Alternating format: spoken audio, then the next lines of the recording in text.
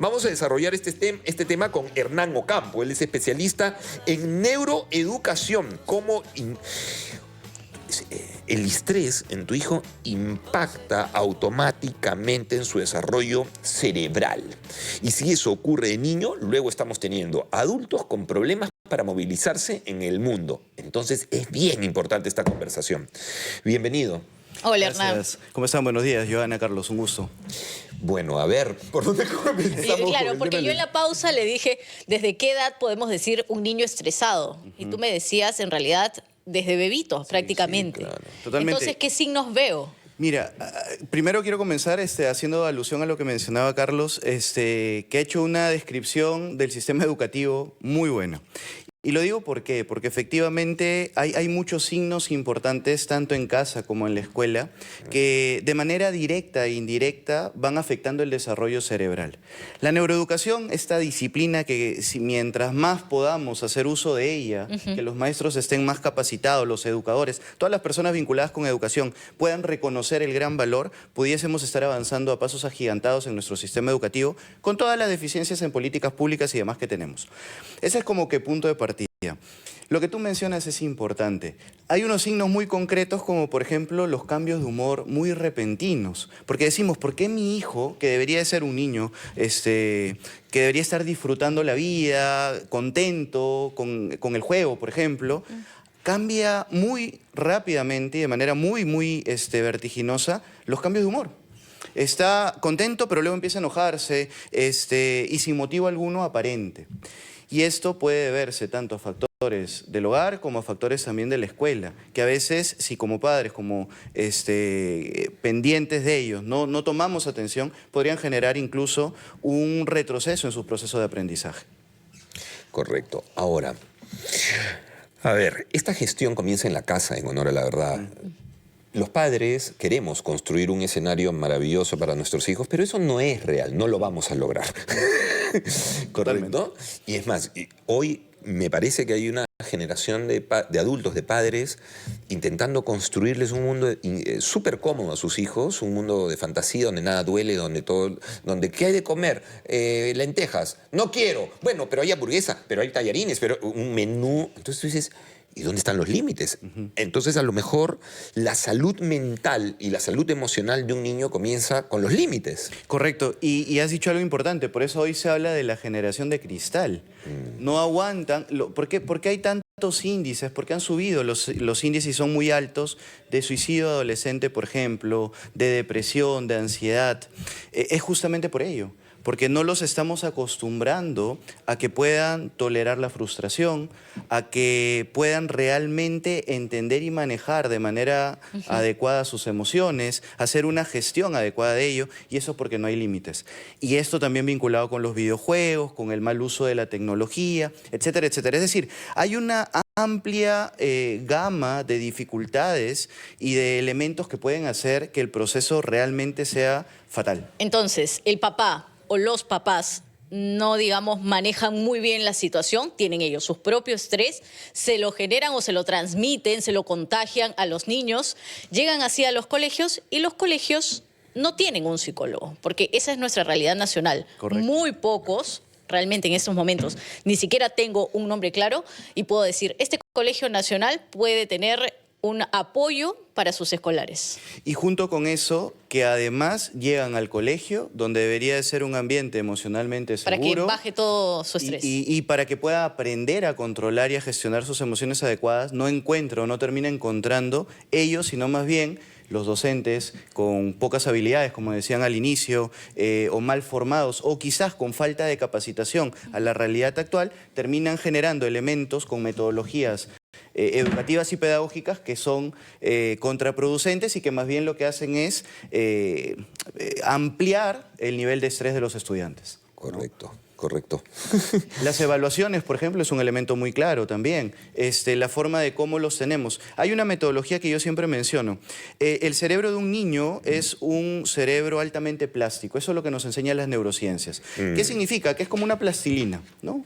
Que se va moldeando y se va desarrollando.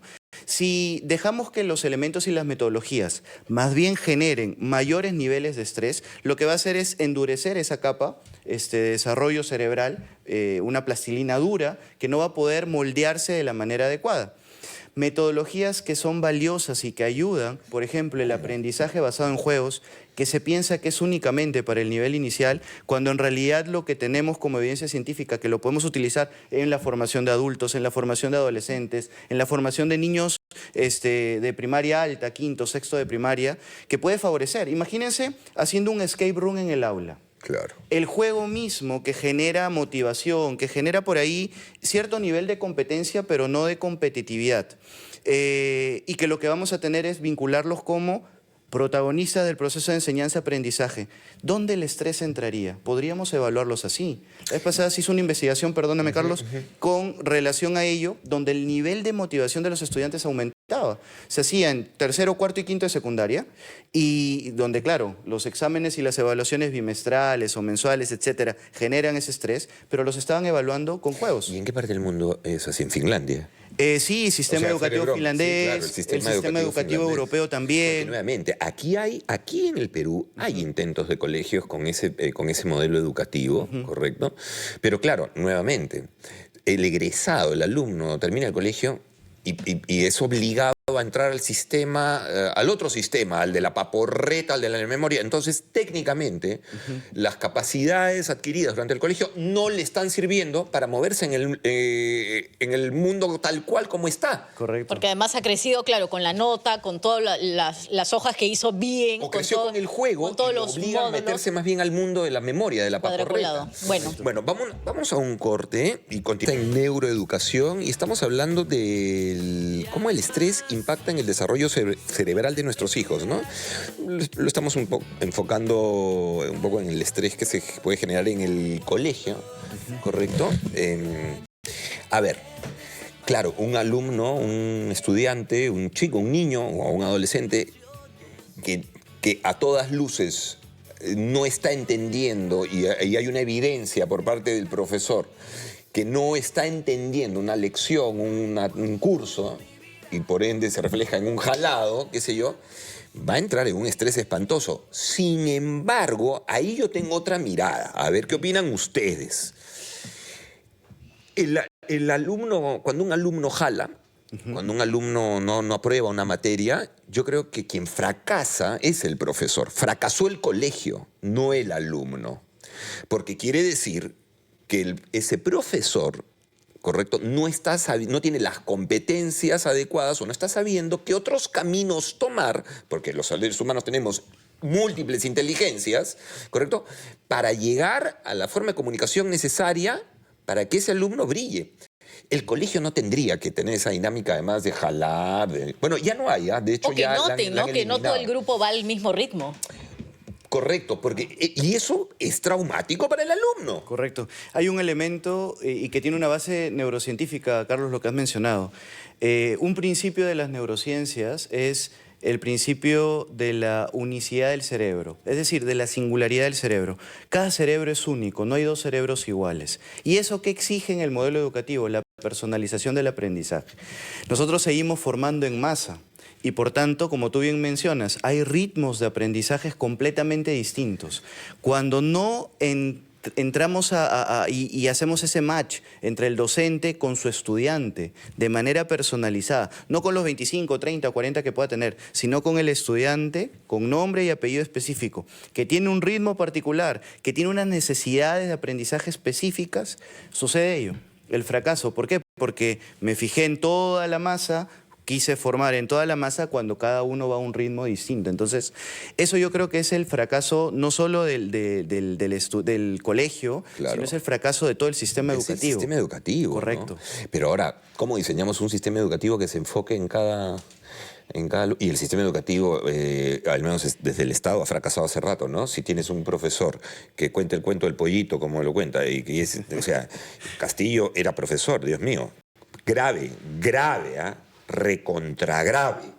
¿no? Entonces, ¿cómo haríamos? Ahora, lo cierto es que también podemos tener profesores, por ejemplo, muy agotados, ¿no? Que trabajan, ojo, no justifico, pero todo el mundo necesita el trabajo. Trabajan en la mañana, en determinado colegio, trabajos, por ¿no? la tarde, quizá en otro. ¿Quién lleva que el fin de semana ni siquiera le da el tiempo suficiente para que llegue a las siguientes clases de la próxima semana realmente preparado y descansado? Correcto. Yo creo que hay dos caminos. El camino de las políticas públicas, que es el camino más largo y más utópico, porque efectivamente esperar que cambie con políticas públicas esperaríamos toda la vida. Y el segundo camino yo creo que es el que se hace en el aula, que parte de que el docente se compromete consigo mismo y revaloriza él mismo su misión. ¿A qué me refiero? A que busco capacitarme.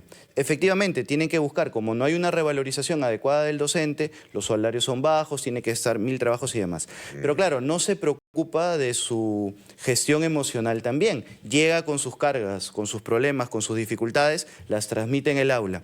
Pero creo que se puede comenzar, y eso no es tan utópico ni tan soñador, con herramientas y metodologías tan sencillas que pueden ir generando un cambio mucho más grande y mayor. Como por ejemplo las que mencionábamos, el ABJ, el aprendizaje basado en proyectos. Pero para esto necesitamos actualizar, formar y acompañar a los profesores. Ahí es donde tenemos que poner el... A mí me parece que, primero, o sea, esa es la conversación que yo tengo con mis hijos recurrentemente, ¿ah? Hay que honrar a los profesores. O sea, el profesor es un ser, te está transmitiendo no solo información, hay muchas cosas que te están transmitiendo a la vez. Eso por un lado. Pero por otro, es un ser muy particular. O sea, tenemos esta mirada mega basureadora, el profesor, el mal pagado. Es una persona que necesita tener un propósito. Porque está poniendo su propósito en estos humanos que son el futuro del Perú, del país, del mundo. Sí. Y por último, te digo, hay gente brillante también. Aquí en RPP más de una vez salió la nota del profesor que se disfraza, el profesor que, sí, que rapea, o sea, porque buscan la manera de llegar a los alumnos. Y es todo un trabajo y una propósito. claro. A ver, hay un comentario de YouTube de Flor de María Bustamante. Actuar en muchos escenarios, ya que se siente que ellos, por ser menores, tienen más derechos que el docente. Lo leo despacito porque está lejos y yo soy bien ciega. Desde que los padres, sobre todo los jóvenes, no dejan que sus hijos lloren, inmediatamente les dan el celular. Padres intolerantes maltratan a sus niños, crisis de valores. En realidad, coincido con Teresa, más que crisis de valores, tiene que ver con cero tolerancia a la frustración. Límites, ¿Correcto? Y los límites. Mira, hay colegios que tienen psicólogo, pero no tienen empatía. No es práctico o no es el especialista. No es proactivo, perdón. Claro. Sí, pues... Hay varios factores. Sí, hay muchos, factores. hay muchos. Y coincido, lo del propósito es importante. Y mencionaban lo del docente, por ejemplo, del reggaetón y demás, que es una forma, más allá de la parte, si está bien o no está bien, pero yo creo que es basarse en algo tan sencillo. La neuroeducación que nos dice, hay 3 principios que son claves para poder lograr un aprendizaje significativo. El vínculo, que es justamente todo lo emocional que estamos hablando, el factor sorpresa, que es justamente lo que hace. El cerebro, cuando se sorprende, se predispone a aprender mejor. Y eso es lo que logra el profesor. Prende la música, comienza a cantar, sorprende y sus estudiantes, todos ellos, van a generar un aprendizaje mucho más significativo. Y la alegría que engloba todas las emociones. Así que yo creo que hay un camino que podemos redescubrir desde la neuroeducación importante. Completamente de acuerdo. Bueno, muy bien. Muchísimo. ¿Y en la casa qué podemos hacer? Muy bien. Eso es una chiquita. No, para no quedarnos picones. Por ejemplo, la vez pasada una familia me contaba cómo les estoy generando vínculo a nivel familiar. Generar espacios que a veces son difíciles porque papá, mamá trabajan hasta tarde, es la realidad, el contexto cultural y social, pero empezaron a jugar Monopolio en familia. Lo máximo. Lo dedicaban. Y uno dice, bueno, Monopolio y tal. Pero ahí los padres empezaron a enseñarle gestión económica y financiera a los hijos. Y estaban ahí trabajando emociones, trabajando los elementos de frustración cuando ahí en un momento, oye, perdí esta propiedad, lo que fuese, generaban un clima adecuado entre la familia, pero iban poniéndolo con, la vida, con los casos de la vida real. Y lo que le pasaba, ¿cuánto hemos pagado de luz? ¿Cuánto hemos pagado de teléfono? ¿Cuánto hemos pagado de internet? Y entonces con esto era algo tan sencillo, pero que lo llevamos al aprendizaje, manejamos emociones y demás. Podría, en el manejo de emociones, la conversación que podríamos generar en la casa, en algún espacio, siempre hay un espacio que es la hora del almuerzo, el domingo, después del almuerzo, qué sé yo, donde la pregunta es ¿y cómo te sientes? ¿No? ¿Y tú cómo te sientes? ¿Cómo te estás sintiendo? ¿Qué tal estuvo tu semana? ¿Qué tal estuvo tu semana? Le vas tú poner lo tuyo. Y no le digas, bien. No, pero tú Fin como de la papá, conversación. No, es que de pronto el adolescente te lo va a decir así, pero tú, y está bien, porque el adolescente hace eso, pero tú como papá poner lo tuyo, es decir, tú planteas el tema y decir, por ejemplo, para mí viene siendo una semana un poco incómoda porque en el trabajo hay ciertos cambios o estoy haciendo esto, pero bueno, también lo gestiono de tal manera.